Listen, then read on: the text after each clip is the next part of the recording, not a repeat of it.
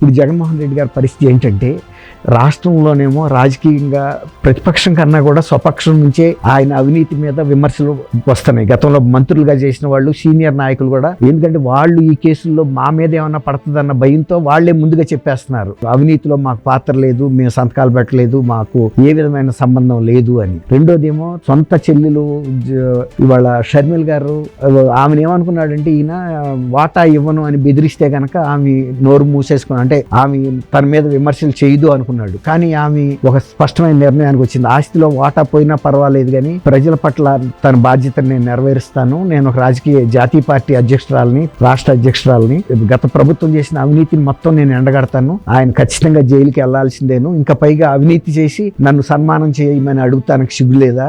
తర్వాత చంద్రబాబు నాయుడు గారి టైంలో అవినీతి జరిగింది అన్నప్పుడు ఈయన 5 ఏళ్ల పాటు పరిపాలన చేసినప్పుడు గాడిదలు కాశాడా, కనీసం కేసు కూడా ఫైల్ చేయలేదు కదా అని ఈ విధంగా కార్నర్ చేస్తుంది. అంటే తనకి సొంత పార్టీలో నుంచి, సొంత కుటుంబం నుంచే వ్యతిరేకత వస్తుంది.